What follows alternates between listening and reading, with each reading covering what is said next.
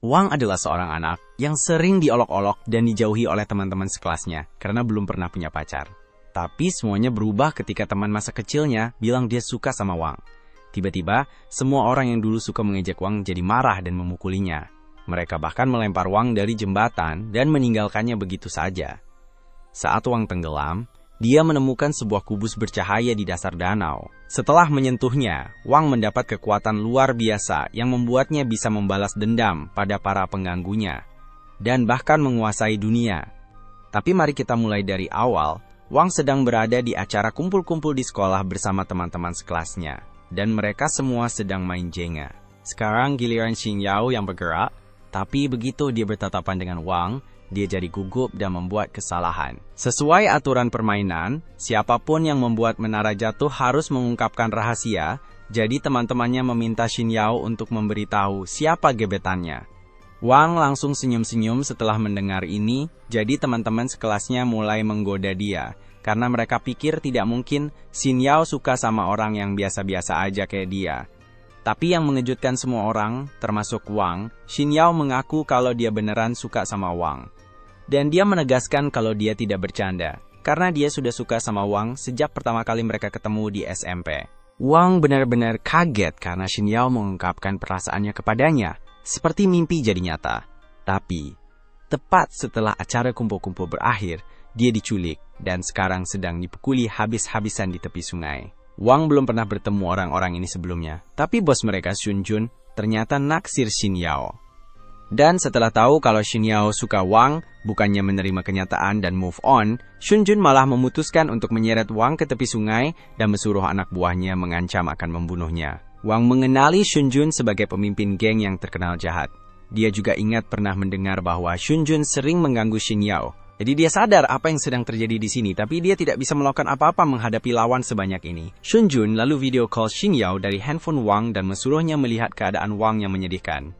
Xin Yao kaget melihat apa yang Xun Jun lakukan ke Wang, jadi Wang teriak ke Xun Jun buat tidak melibatkan Xin Yao karena dia tidak mau Xin Yao khawatir tentang dia. Tapi Xun Jun ngotot biar Xin Yao nonton Wang dipermalukan. Dia bilang ke Wang kalau dia itu pecundang total, dan tidak layak buat pacaran sama orang sesempurna Xin Yao. Dia bahkan suruh Wang buat janji, tidak bakal terlibat dengan Xin Yao lagi, kalau tidak, Xun Jun bilang, dia bakal lempar Wang ke sungai.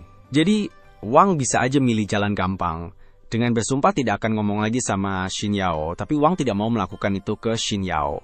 Jadi, dia malah nunduk dan sundul kepala orang yang lagi megang dia. Harus diakui, sundulan Wang itu keren banget. Tapi sayangnya, sundulan itu terlalu keras sampai orang yang megang dia tidak sengaja lepasin Wang.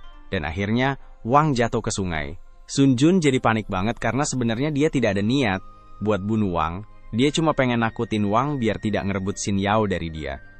Xun Jun teriak-teriak manggil Wang buat memastikan dia baik-baik aja. Tapi tidak ada jawaban, jadi mungkin Wang udah tidak ada.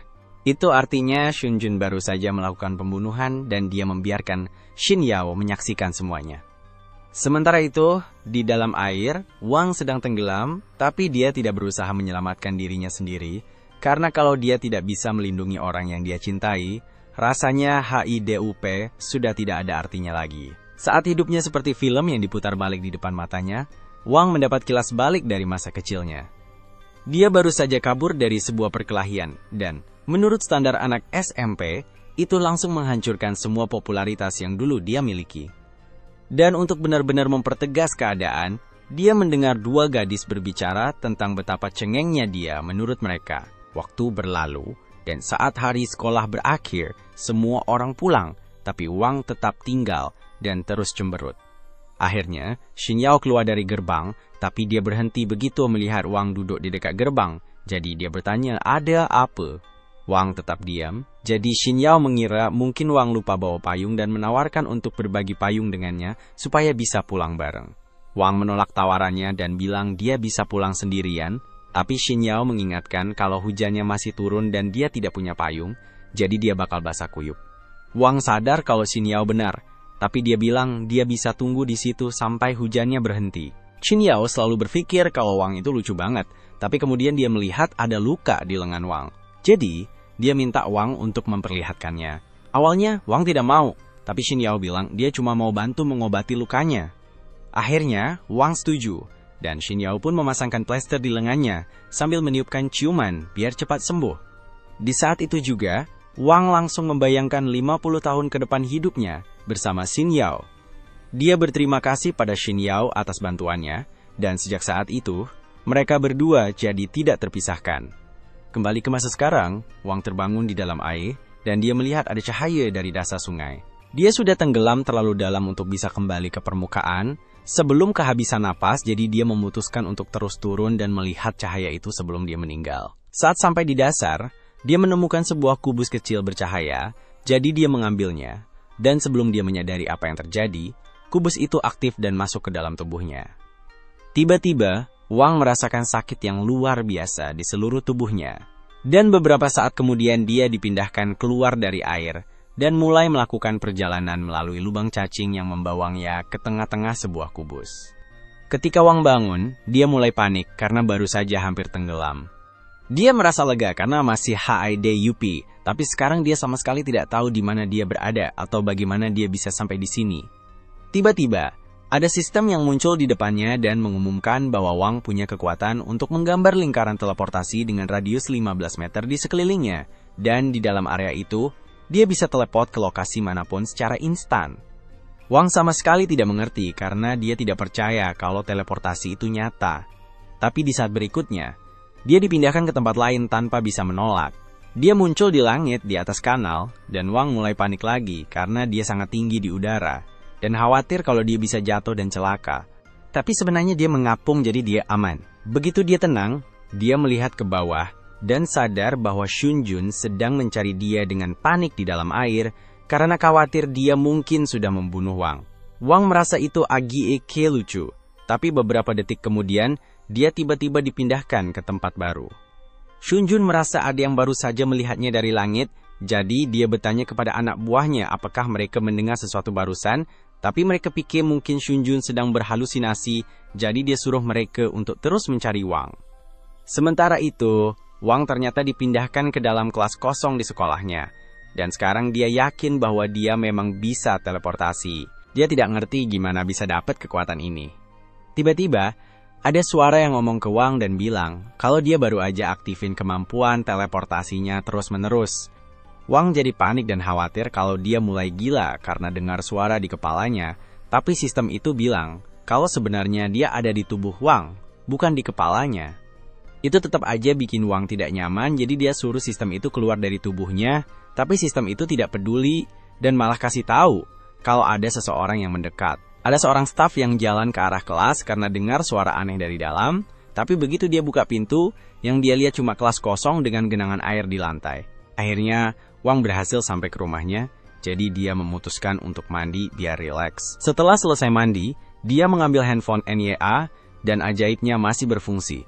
Padahal tadi ikut tercebur di dasar sungai bareng dia. Hal pertama yang dia lakukan adalah menelepon Xin Yao untuk memberitahu kalau dia baik-baik saja, dan begitu Xin Yao mengangkat telepon, dia langsung panik tanya apakah Wang baik-baik saja. Wang bilang dia baik-baik saja, tapi Xin Yao merasa Shunjun sudah kelewatan, jadi dia bertanya pada Wang apakah mereka harus melaporkannya ke polisi. Jujur aja, Xin Yao seharusnya sudah menelepon polisi begitu lihat Wang jatuh dari jembatan, tapi Wang bilang tidak perlu. Dia berhasil kabur tanpa Shunjun menyadarinya, jadi sekarang mungkin Shunjun masih mencari-cari tubuh Wang di sungai, sambil khawatir soal berapa lama dia bisa masuk penjara. Pokoknya, banyak banget yang terjadi hari ini, jadi Wang bilang ke temennya untuk istirahat dulu dan menutup telepon. Lalu, dia tiduran di kasur sambil mikir apa yang harus dia lakukan soal sistemnya, karena tidak ada yang bakal percaya sama dia kalau diceritain. Tiba-tiba, sistemnya muncul lagi dan nanya, apakah Wang sudah tenang? Wang nanya kenapa sistem itu terus ngikutin dia, tapi sistemnya NJ ingetin kalau sekarang dia adalah bagian dari tubuh Wang, jadi Wang tidak bisa kabur darinya. Sistem kemudian mengaktifkan kubus, dan Wang tersedot ke dalamnya lagi. Sistem menjelaskan kalau sekarang sudah terhubung dengan tubuh Wang, jadi dengan kata lain, Wang terjebak dengannya selamanya. Itu membuat Wang jadi pengguna dari sistem Universal Kubus Horadric dan secara tidak langsung menjadi penguasanya. Wang masih belum sepenuhnya paham, jadi dia tanya ke sistem di mana dia sekarang. Dan sistem menjelaskan bahwa ini adalah ruang makro di dalam kubus, dan meskipun kubusnya cuma sebesar 3 cm kubik, di dalamnya ada banyak ruang.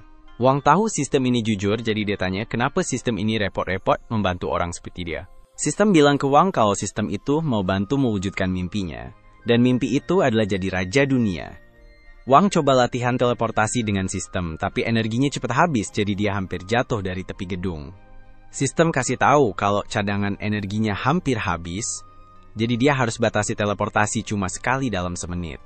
Wang putuskan buat istirahat dulu dari latihan teleportasi karena bahaya kalau kehabisan energi waktu lagi di udara tinggi. Sistem bilang ada cara yang lebih aman buat latihan, karena secara teori, dia harusnya bisa pakai kekuatannya buat lihat semuanya dalam jarak 15 meter. Wang memutuskan untuk mencobanya, dan dengan kekuatan barunya dia bisa melihat kamarnya sendiri, sepasang orang di tempat tidur, dan salah satu tetangganya saat dia sedang di bak mandi. Ini terasa salah, jadi Wang berhenti menggunakan kekuatannya di gedung apartemennya, dan mencoba memindai kebun sebagai gantinya, tapi dia jadi ketakutan ketika seekor kucing menatapnya langsung. Wang akhirnya jatuh berlutut, jadi sistem memperingatkannya bahwa jika dia terus menggunakan teleportasi dan kemampuan sensornya, dia akan kehabisan energi. Untuk seorang pemula, Wang cukup bagus dalam mengontrol kekuatannya, tapi tubuhnya belum terbiasa menghabiskan banyak energi, jadi dia akhirnya pingsan. Beberapa jam kemudian, Wang terbangun di tempat tidurnya. Dia sadar kalau mungkin tadi malam dia terlalu berlebihan saat latihan, jadi mulai sekarang dia bakal lebih hati-hati. Sistem membawanya kembali ke kamar setelah dia pingsan, karena dia butuh banyak istirahat. Wang tiba-tiba sadar kalau dia tidak bisa lagi dengar suara sistem di kepalanya, dan bertanya apa yang terjadi. Sistem menjelaskan kalau tetap terhubung dengan tubuh Wang itu butuh energi, dan dia tidak bisa biarin Wang kehabisan energi karena dia juga bakal hilang. Itu masuk akal buat Wang, tapi dia masih sulit percaya kalau sekarang dia punya kekuatan super. Dia mencoba mencari informasi tentang kubus di internet, tapi sayangnya, tidak ada orang Indonesia yang membuat tutorial tentang ini, jadi dia harus mencari tahu sendiri. Tiba-tiba, dia mendapat pesan dari Xin Yao yang mengajaknya makan siang besok. Wang awalnya senang, tapi kemudian dia ingat apa yang Xun Jun lakukan padanya, dan dia bersumpah akan membuat Xun Jun menyesal, tapi bukan sekarang, karena dia masih cepat kehabisan energi. Dia bertanya kepada sistem apakah ada cara untuk meningkatkan kekuatannya, dan sistem memberitahunya bahwa ada fungsi upgrade otomatis bawaan, jadi dengan menyerap permata energi, Wang bisa jadi lebih kuat. Wang jadi semangat dan nanya jenis batu apa yang dia butuhin buat upgrade. Jadi sistem bilang, dia bisa pakai batu-batu. Secara teori, batu sembarang pun bisa punya energi di dalamnya. Tapi dia bakal lebih beruntung pakai batu kayak berharga di rak atau cincin berlian ibunya yang tidak ternilai. Wang tidak sanggup pakai batu-batu mahal buat sistem, tapi sistem bilang dia tidak perlu khawatir karena batu-batu itu tidak punya cukup energi. Tapi sistem berhasil menemukan permata di luar yang cukup kuat buat kasih upgrade yang oke buat Wang. Wang bertanya di mana tempatnya, dan sistem memberitahunya kalau itu ada di bawah taman. Jadi, tanpa membuang waktu, Wang langsung teleport ke bawah dengan sekop di tangan. Lalu, dia bertanya di mana sebaiknya mulai menggali, tapi sistem menyarankan dia untuk mencoba menemukannya sendiri dengan kemampuan merasa ruangnya. Layak dicoba. Jadi Wang menutup matanya dan mulai merasakan area sekitarnya. Akhirnya, dia merasakan sesuatu di dekat pohon itu, jadi dia berjalan ke sana dan menggali. Dia merasa sulit percaya kalau batu ini benar-benar punya kekuatan di dalamnya, karena terlihat seperti kerikil oranye biasa, tapi sistem meyakinkannya bahwa batu itu bisa dipakai untuk peningkatannya. Wang bertanya, apa yang harus dia lakukan selanjutnya? Lalu sistem memberitahunya untuk memasukkan permata ke dalam kubus dalamnya. Wang masuk ke ruang kubus dan menempelkan batu itu ke dinding. Dan beberapa detik kemudian, batu itu terserap. Dia terkejut bahwa itu benar-benar berhasil, dan dia mulai merasakan kekuatan mengalir ke tubuhnya. Sistem menjelaskan bahwa kekuatan batu itu telah meningkatkan kekuatan Wang sebanyak 2 poin, dan ketahanannya sebanyak 1 poin. Kalau dia terus menyerap batu kekuatan, dia bisa meningkatkan kemampuan bertarungnya dengan besar. Keesokan paginya, alarm Wang berbunyi, jadi dia bangun dari tempat tidur, tapi dia masih mengantuk karena semalaman dia berburu batu kekuatan. Dia tiba-tiba ingat kalau hari ini harus pergi ke sekolah, jadi dia cepat-cepat bersiap dan berlari ke kelasnya beberapa menit kemudian. Begitu sampai di sana, Xin Yao mulai bertanya padanya tentang apa yang terjadi semalam. Tapi dia sadar semua orang di kelas sedang menatapnya. Mereka masih ingat saat Xin Yao mengaku suka sama Wang, jadi mereka mulai menggoda dia soal itu. Tiba-tiba, ada keributan di pintu depan karena Xun Jun baru saja muncul. Dan hal pertama yang dia lakukan setelah sampai di sana adalah memerintahkan salah satu bawahannya untuk menendang seorang cowok secara acak. Xun Jun jelas masuk sekolah karena dia mencari Wang, jadi Xin Yao khawatir. Tapi Wang bilang ke dia untuk tenang dan duduk kembali di tempatnya dulu. Xun Jun dengar kalau Wang masih HIDUP, jadi dia jalan ke depan kelas dan nanya di mana dia. Begitu dia sebut nama Wang, semua orang di kelas langsung lihat ke arahnya. Karena mereka semua Tukiang NGADU. Wang coba cuek aja berharap Xun Jun bakal nyerah dan pergi. Tapi ternyata Xun Jun udah lihat dia, jadi dia mulai naik tangga buat mendekatinya. Kayaknya Wang gak bisa menghindar dari masalah ini tanpa berkelahi. Tapi dengan kekuatan barunya, dia harusnya bisa ngadepin Xun Jun. Biar yakin, dia nanya ke sistem apakah dia punya peluang bagus buat menang, dan sistem bilang ini bakal jadi kemenangan mudah. Karena rata-rata kekuatan bertarung orang di sini cuma 5, dan kekuatan bertarung Wang sekarang 22. Tiba-tiba, Yao mencoba berbicara dengan Xun Jun agar dia berhenti karena dia tidak ingin Wang terluka. Tapi Xun Jun malah menghampiri dan mulai berbicara kasar tentang Wang. Yao mesuruh Xun Jun untuk pergi saja, tapi Wang sudah muak dengan ketidaksopanan ini. Jadi dia bangkit dan meminta maaf kepada Yao karena membiarkan Xun Jun mengganggunya begitu lama, tapi dia bilang sekarang dia akan mengurus Xun Jun. Xun Jun tersinggung karena Wang berpikir bisa mengurusnya, jadi dia menarik kerah Wang dan mengancam akan membunuhnya. Namun, Wang meraih lengannya dan memegangnya dengan sangat kuat sampai Xun Jun berpikir ulang tentang apa yang dia lakukan. Wang bilang ke Xun Jun kalau dia terus gangguin dia dan Yao, maka dia tidak punya pilihan lain selain bikin Xun Jun menyesal. Xun Jun masih penasaran obat kuat apa yang Wang konsumsi sampai bisa punya tenaga kuat banget, tapi tiba-tiba guru kelas datang dan suruh Xun Jun dan temannya keluar, karena mereka bukan bagian dari kelas ini. Xun Jun tidak mau gurunya manggil polisi, jadi dia setuju buat pergi. Tapi sebelum pergi, dia bisikin Wang dan bilang kalau Wang harus datang ke lapangan basket malam ini, kalau tidak mau Yao kenapa-kenapa. Xun Jun lalu pergi. Dan Yao nanya ke Wang apa yang Xun Jun bisikin ke telinganya. Tapi Wang bilang ke dia kalau itu tidak penting. Kebetulan, Wang bilang kepalanya tiba-tiba sakit. Jadi mungkin dia harus bolos kelas hari ini. Sementara itu, di lapangan basket, Xun Jun masih tidak habis pikir gimana Wang bisa tiba-tiba jadi kuat, sampai meninggalkan lebam di pergelangan tangannya. Tapi dia anggap itu cuma kebetulan. Karena tidak mungkin Wang rajin olahraga sebegitunya. Dan dia berjanji akan bikin Wang bayar karena udah mempermalukannya kayak gitu. Tidak lama kemudian, Wang sampai di lapangan basket dan dia bertanya buat tahu di mana Xun Jun. Dia menemukan Xun Jun duduk di atas TR Ibun penonton dan Xun Jun ketawa karena sekarang Wang tidak bisa kabur kemana-mana. Tidak ada peluang Wang menang pertarungan ini karena Xun Jun tidak pernah berencana buat duel 1 lawan 1, dia bakal hajar Wang bareng gengnya. Sistem udah kasih tahu Wang kalau dia bisa babak belur karena ada 13 lawan di sini. Wang masih pede sama kekuatannya, jadi dia nanya ke sistem seberapa besar peluang dia menang. Dan kagetnya, sistem bilang cuma ada peluang 20% buat menang. Wang jadi tidak sepede sebelumnya, dan Xun Jun memperhatikan ini, jadi dia makin ejek Wang. Dia kumpulin semua anak buahnya, dan mereka semua berdiri di depan Wang. Tapi sebelum mulai dipukulin, Xun Jun bilang, dia kasih Wang satu kesempatan terakhir buat minta maaf dan mohon ampun. Tapi, Wang mulai menghina Xun Jun dan geng kecilnya, karena dianggap terlalu takut untuk bertarung 1 lawan 1. Dia mencoba memancing Xun Jun supaya mau bertarung sendirian, sehingga Wang punya peluang menang yang lebih besar. Xun Jun tahu ini, tapi dia tidak bisa membiarkan hinaan itu begitu saja, jadi dia hampir saja menyerang Wang. Tapi sebelum dia sempat, salah satu anak buahnya maju dan bilang akan bertarung melawan Wang untuk Xun Jun. Qiang adalah petarung terkuat di geng Xun Jun, jadi semua orang yakin kalau Wang tidak punya kesempatan melawan dia. Bahkan Wang juga ragu apakah dia bisa menghadapinya, jadi dia meminta sistem untuk menganalisis kekuatan bertarung Qiang, dan ternyata cuma 10, jadi seharusnya tidak terlalu sulit untuk dikalahkan. Qiang mengambil bola basket dan bersiap melemparkannya ke Wang, tapi sistem memperingatkannya sehingga dia bisa menghindar tepat waktu. Qiang kemudian mencoba memukul Wang, tapi Wang memblokir dan bergerak lincah seperti petinju profesional. Sementara itu, di kelas, Yao khawatir tentang Wang karena dia bertingkah mencurigakan sebelumnya, dan sekarang dia tidak menjawab teleponnya, jadi Yao memutuskan untuk bertindak.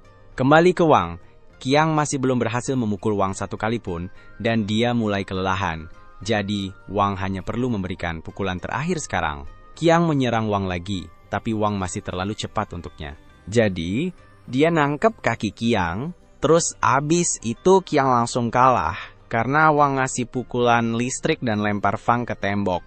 Anggota geng lainnya tidak percaya kalau Qiang bisa kalah sama orang biasa kayak Wang, jadi mereka nanya ke Shunjun harus gimana. Shunjun cuma ketawa dan bilang, meskipun Wang bisa kalahin Qiang, mereka masih terlalu banyak buat Wang lawan sendirian, jadi Wang bakalan tetap kalah. Wang nanya ke sistem apakah peluangnya buat menang lawan geng itu meningkat. Tapi karena Qiang masih pingsan, ada satu orang yang tidak perlu dilawan. Walaupun gitu, peluang Wang buat menang cuma 30% aja. Jadi sekarang dia mungkin benar-benar dalam masalah.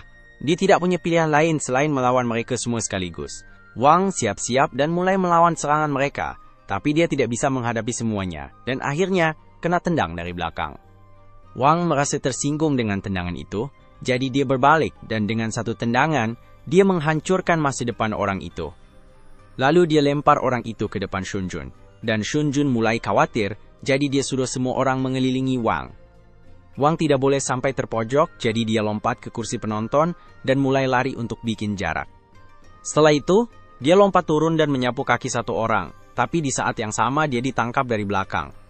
Dia berusaha melepaskan diri dari pria itu, tapi sebelum dia sadar, dia kena tendangan di perut dan jatuh ke tanah.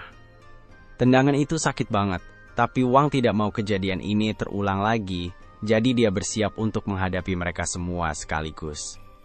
Awalnya dia kewalahan dengan serangan mereka yang terus-menerus, tapi kali ini, dia bisa merasakan serangan mendadak itu datang, jadi dia menghindarinya, dan menangkap kaki pria yang menendangnya tadi.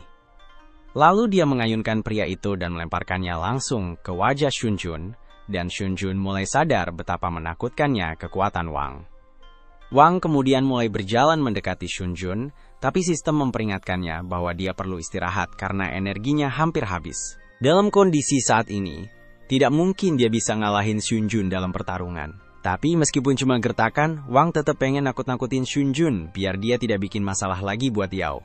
Pas banget, bos geng Kota Selatan muncul, dan dia datang buat ledek Shunjun dan geng Kota Utara, karena kalah sama satu orang aja.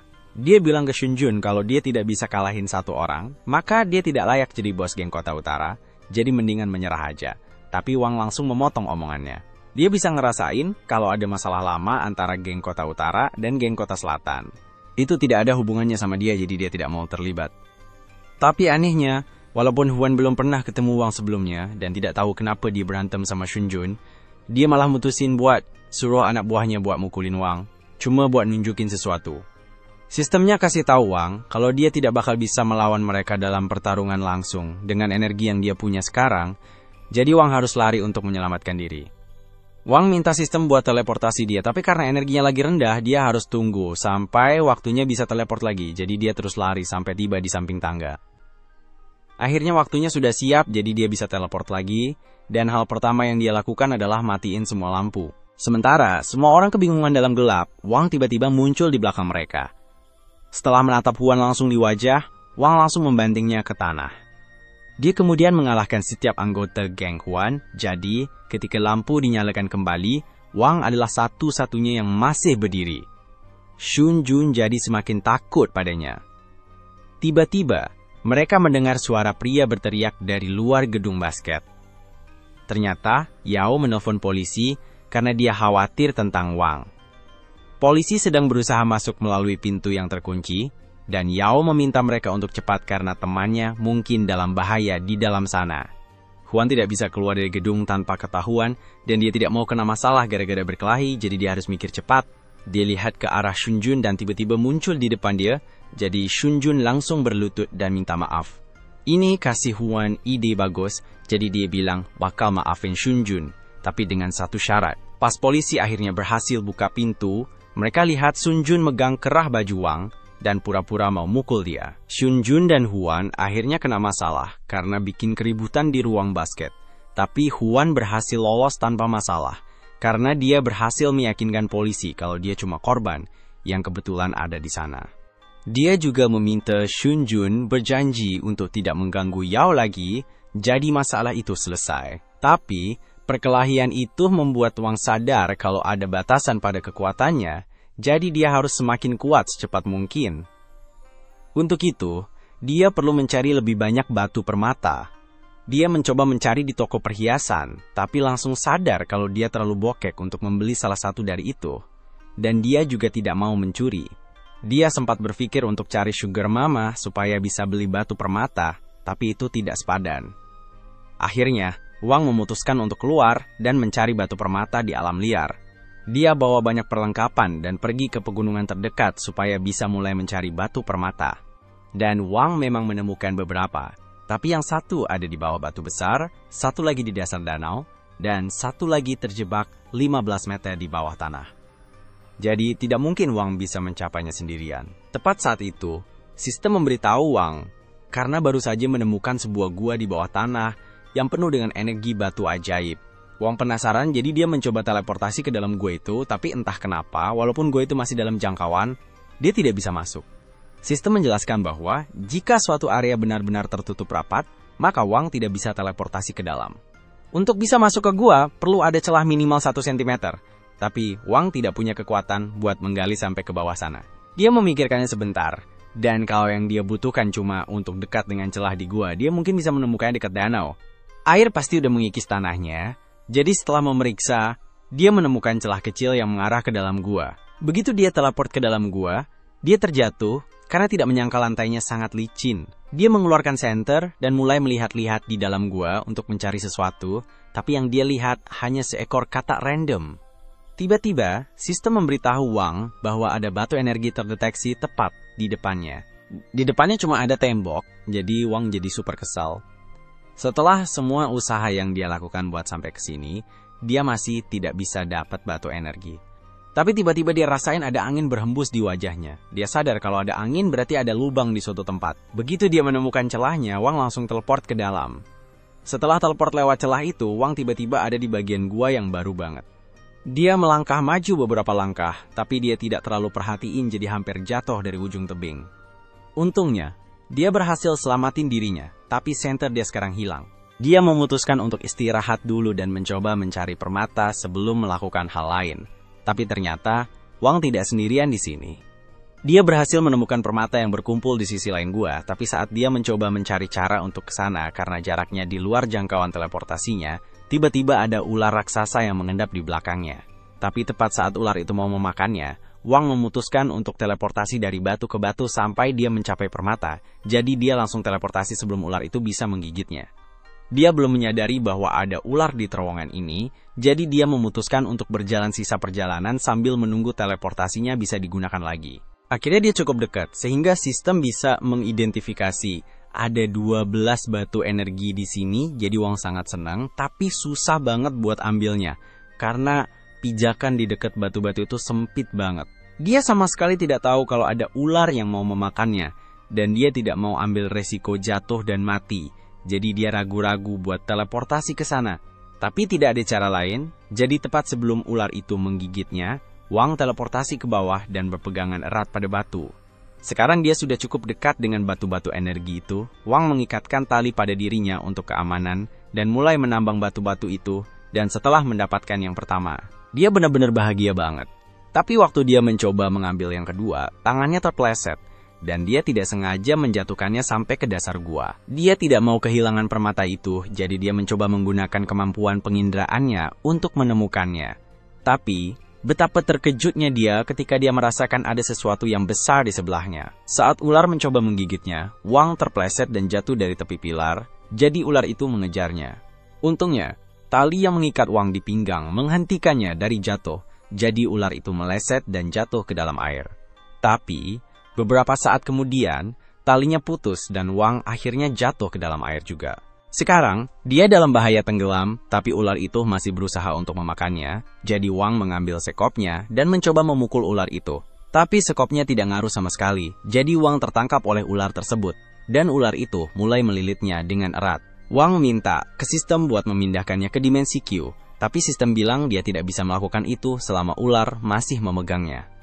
Jadi, sebagai usaha terakhir, Wang menusukkan sekopnya ke ular supaya ular itu melepaskannya.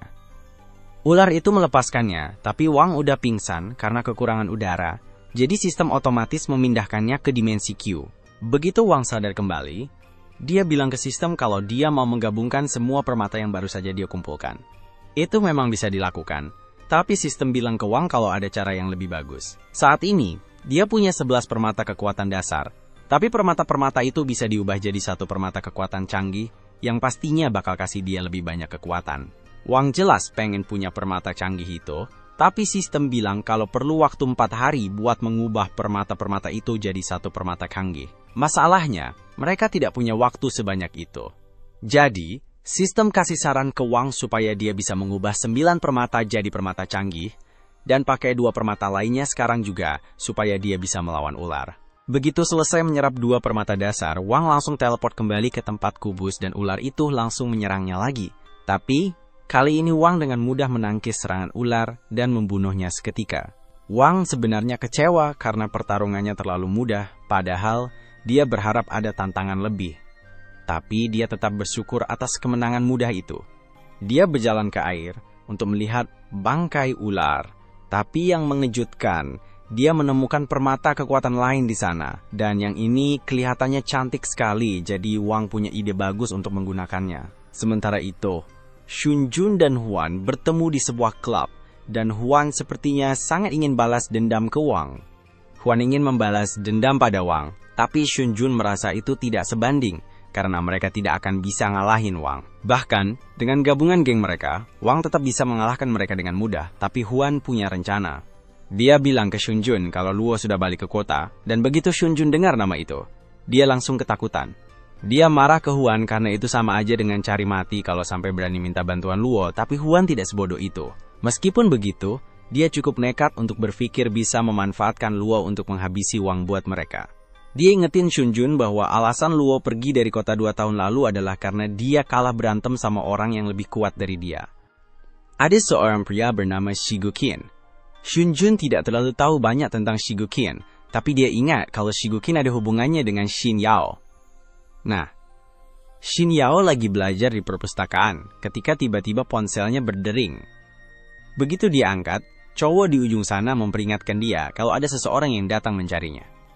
Tiba-tiba, Xin Yao dikelilingi oleh 4 pria berpakaian jas dan sepertinya mereka tidak di situ buat ngasih permen, jadi Xin Yao langsung berdiri dan lari ke pintu.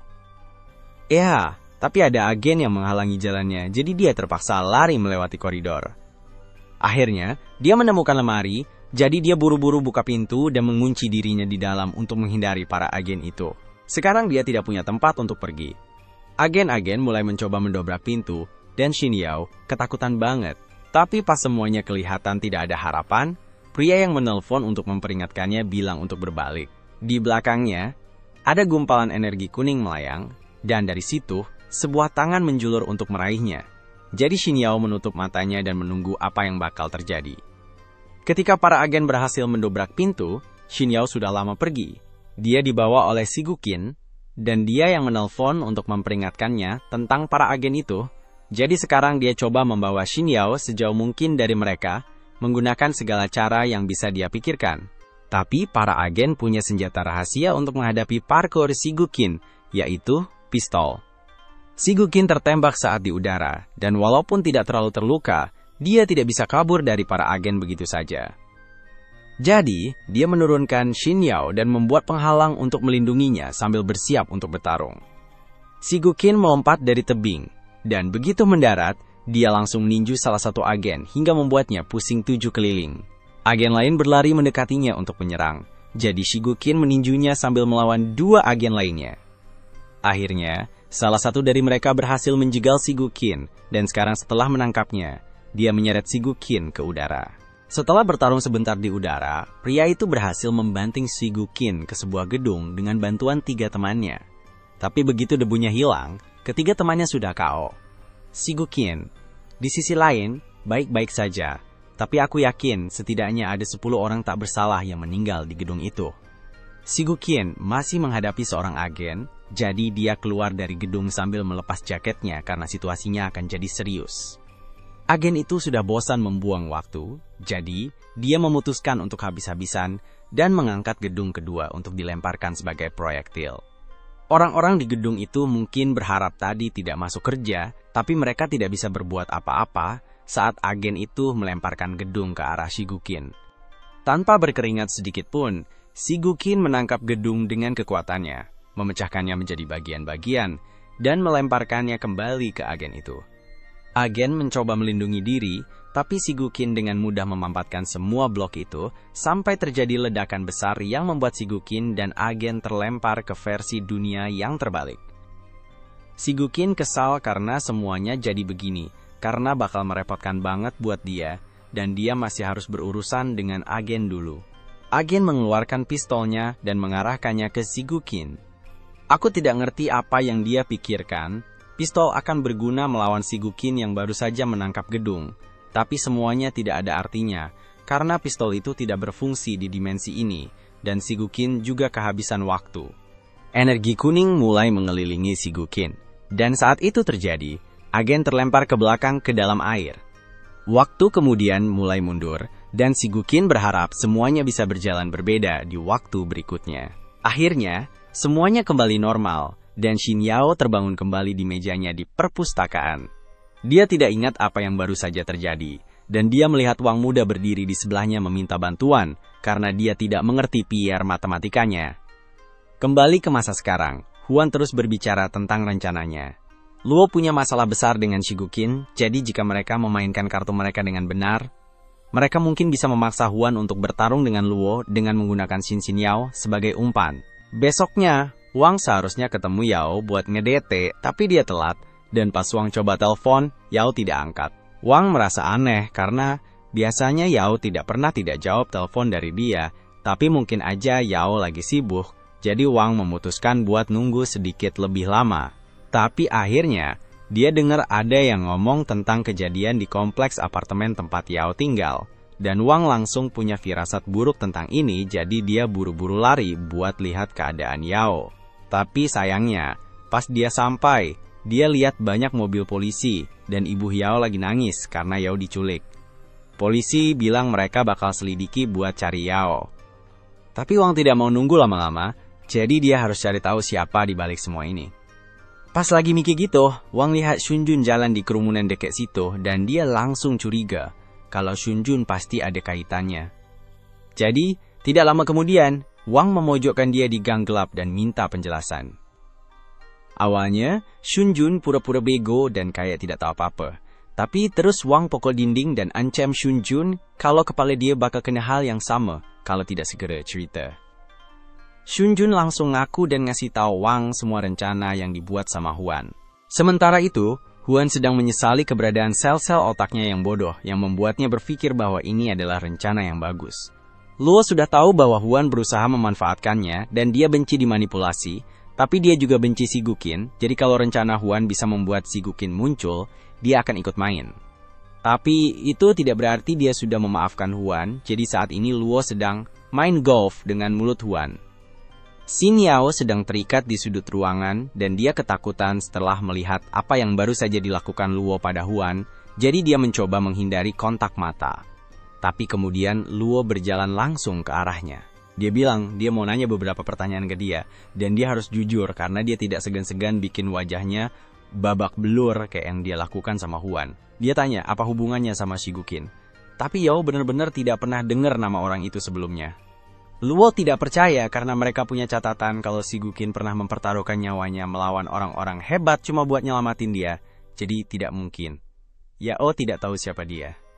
Bisa jadi Shigukin pernah nyelamatin Yao tanpa ngasih tahu identitas aslinya, jadi dia beneran tidak tahu siapa Shigukin. Tapi Shigukin jelas tahu siapa Yao, dan kelihatannya dia peduli banget sama Yao, jadi aneh aja kalau dia belum muncul buat nyelamatin Yao padahal dia udah diculik. Bahkan jika Shigukin muncul, pelayan tidak yakin kalau Luo bisa menang lawan Shigukin dengan kekuatan yang dia punya sekarang. Luo pikir itu konyol karena dia udah habisin banyak uang buat nyewa banyak petarung profesional demi balas dendamnya. Tapi mereka belum benar-benar tahu seberapa kuat Shigukin sebenarnya, jadi pelayan itu tidak yakin mereka bisa menang lawan dia. Dan mungkin bukan keputusan yang bijak buat membunuh atau menyakiti Yao sebelum mereka punya rencana buat menghadapi Shigukin. Luo ngerti maksudnya, jadi dia tenang dan setuju untuk tidak ganggu Yao dulu dan keluar dari ruangan itu. Sementara itu, Shunjun baru aja selesai menjelaskan gimana Huan meyakinkan Luo buat menculik Yao karena hubungannya dengan dosa Shigukin. Wang tidak ngerti sama sekali. Jadi dia nanya ke Shunjun tentang siapa SIH sebenarnya Shigukin ini dan kenapa Luo percaya bisa pakai Yao buat memancing dia keluar. Shunjun ingetin Wang tentang kejadian beberapa tahun lalu yang hampir bikin Shin Yao diculik. Cerita yang beredar di masyarakat adalah ada orang baik hati yang kebetulan lewat dan nyelamatin dia. Tapi sebenarnya orang itu adalah Shigukin. Sejak hari itu, banyak orang coba cari Shigukin, tapi gak ada yang berhasil. Karena Shigukin selalu misterius dan gak ninggalin jejak. Kecuali satu kali waktu dia muncul dan bikin 2 jari Luo patah. Sejak hari itu, Luo jadi terobsesi buat menemukan Shigukin supaya bisa balas dendam. Wan memutuskan untuk memanfaatkan situasi ini dan memberi Luo beberapa informasi agar Luo mau menculik Yao. Tapi, biar jelas, Shunjun dari awal tidak setuju dengan rencana ini, jadi dia sama sekali tidak terlibat. Wang sudah cukup mendengar semuanya, jadi dia siap untuk menyelamatkan Yao. Dan karena Shunjun tidak terlibat, Wang membiarkannya pergi. Akhirnya, Wang tiba di lokasi konstruksi tempat Yao ditahan. Tapi saat mendekat, sistem memperingatkannya bahwa ada 7 ahli bela diri yang tangguh di sana. Wang sadar ini bisa jadi masalah, jadi dia bertanya ke sistem apakah pemrosesan permata energi itu sudah selesai. Tapi masih butuh waktu 30 menit lagi untuk menyelesaikan prosesnya. Sekarang, Wang bisa saja menunggu sampai dia mendapatkan tambahan kekuatannya, tapi dia tidak tahu apakah Yao aman, jadi dia tidak bisa buang-buang waktu. Saat dia berjalan menuju bangunan itu, Luo dan timnya melihatnya, dan walaupun Wang bukan Shigukin, Luo berpikir akan seru untuk mengganggunya, jadi dia suruh para ahli bela dirinya untuk menghadapi Wang. Tapi mereka cuma bisa melawannya satu persatu, karena menyerangnya sekaligus tidak akan seru buat ditonton. Wang berjalan ke gerbang depan, dan dia hampir memecahkan gembok untuk masuk. Tapi dihentikan oleh seorang ahli bela diri, bernama Pablo. Dia memberitahu Wang bahwa kunci tersebut diperkuat dengan penghalang supernatural, jadi jika dia mencoba membukanya dengan paksa, dia akan mendapat serangan balik yang parah dan mati. Dalam situasi itu, Wang meminta kunci untuk membuka kunci tersebut, tapi Pablo tidak bisa memberikannya. Dia punya perintah untuk membunuh siapapun yang mencoba naik ke lantai atas, jadi dia memberi Wang kesempatan untuk mundur dan pulang. Namun, Wang tidak berniat meninggalkan Yao, dan jika Pablo mencoba menghalanginya, maka Wang harus mengalahkannya. Menurut sistem, tingkat kekuatan Pablo adalah 52, sedangkan tingkat kekuatan Wang masih 50. Jadi, dia dalam posisi yang sangat tidak menguntungkan di sini. Pablo melayangkan pukulan pertama, dan kelihatannya itu bisa mematikan. Tapi Wang berhasil menghindar tepat waktu dan menendang wajahnya. Sayangnya, tendangannya tidak bikin Pablo sakit sama sekali. Pablo lebih kuat dan tahan banting dibanding Wang, jadi meskipun Wang sedikit lebih cepat, dia tidak bisa memberikan pukulan yang mematikan dengan tangannya. Tapi kemudian Wang sadar kalau ini pertarungan jalanan, jadi saat Pablo menyerang lagi, dia langsung memindahkan palu yang ada di dekatnya ke tangannya, dan menghantamkan ke kepala Pablo. Sekarang Pablo kayaknya bakal tidur panjang. Wang mengambil kunci dan melanjutkan ke lantai berikutnya. Saat dia berlari naik tangga, ada sistem yang memberitahu Wang kalau petarung berikutnya punya kekuatan level 75. Tapi Wang tidak ragu dan langsung masuk ke ruangan itu. Begitu dia masuk, dia sadar kalau semua lampu mati, jadi ruangan itu gelap gulita. Petarung di lantai ini, bernama Li, adalah seorang pembunuh yang jago banget dalam menghilangkan keberadaannya di tempat gelap. Semua poin statnya dia taruh ke kemampuan sembunyi, jadi dia bisa dengan mudah mendekati Wang dan menghabisinya sebelum Wang sadar apa yang terjadi. Atau setidaknya, itu yang bakal terjadi kalau Wang tidak punya kemampuan merasakan posisi di sekitarnya. Wang tahu persis di mana Li berada, jadi saat Li mencoba menyerangnya dari belakang, Wang mengeluarkan tongkat dari tasnya dan memukul Li tepat di bagian bawah. 2 ahli bela diri di lantai atas telah memperhatikan Wang naik ke lantai atas, dan mereka terkejut bahwa dia bisa mengalahkan lawan-lawannya dengan mudah.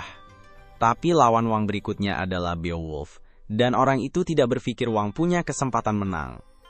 Dia memprediksi bahwa Beowulf hanya butuh beberapa detik untuk mengalahkan Wang, tapi kalau Wang berhasil menang secara ajaib, dia harus menghadapi mereka berdua, dan si cewek sangat bersemangat menunggu itu terjadi. Wang akhirnya berhasil naik ke lantai berikutnya, dan di sana ada Beowulf berdiri membelakanginya.